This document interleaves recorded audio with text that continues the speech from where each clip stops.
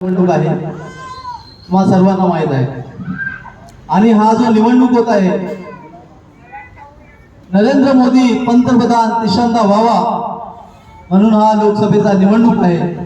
आणि जेव्हा आपण नरेंद्र मोदींचा उल्लेख करतो म्हणजे हा एक चित्र निर्माण होतो आपल्या समोर की हा देशभक्तांचा निवडणूक आहे।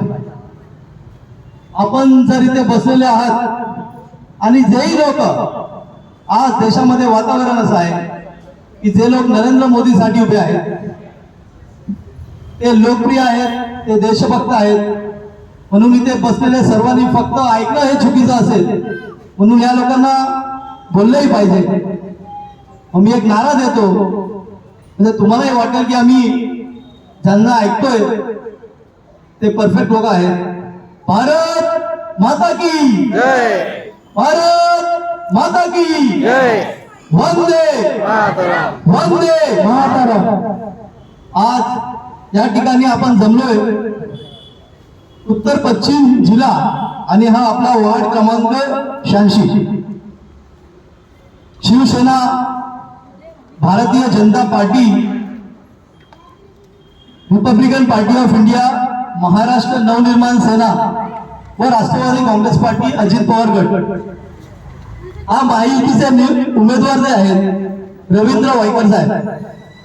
आपण इथे लोकल मध्येच आहोत। तुम्ही सर्वांनी जोगेश्वरीमध्ये गेले असेल आणि तिकडचा एक विकास एक 10 ते 15 वर्षांनी तुम्ही जर बघत असाल तर तिकडचा जो डेव्हलपमेंट आहे तो थांबत नाहीये, डेव्हलपमेंट होत आहे।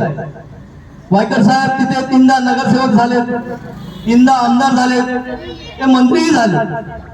आणि खरं बोललं तर मुंबईमध्ये जो त्रास असतो एसआरएचा ते हाऊसिंग मिनिस्टर होते, म्हणजे त्यांच्याकडे यंत्रणा की एसआरए कसं पद्धतीने काम करतोय, काय झालं पाहिजे, विकासचं काम थांबलं नाही पाहिजे, हा पूर्ण टेक्निकल त्यांचा एक अभ्यास आहे। मी एसआरएचा जाणबुजून बोललोय कारण आपल्या जावरपाड्याला इथे डेव्हलपमेंट होणार आहे आणि तुम्हाला सर्वांना एक उत्तमचं घर भेटणार आहे।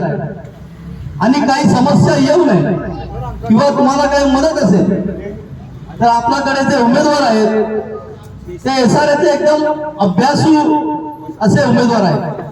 त्यांनी तेवढेच नव्हे तर तुम्ही जर जोगेश्वरीला पाहिलं असेल, पहिलं काही आपल्याला त्रास झाला किंवा सरकारी हॉस्पिटलला जायचं असेल तर आपण कुपरला जायचो, ते आपल्याला लांब पडायचं। आणि आता ट्रॉमा म्हणून जोगेश्वरी जो हायवे आहे तिथे बनवून आपण सर्व जातोय, त्या पूर्ण संकल्प व त्या पूर्ण बांधकाम ते वायकर साहेबांचा निरीक्षण मध्ये झालेला आहे।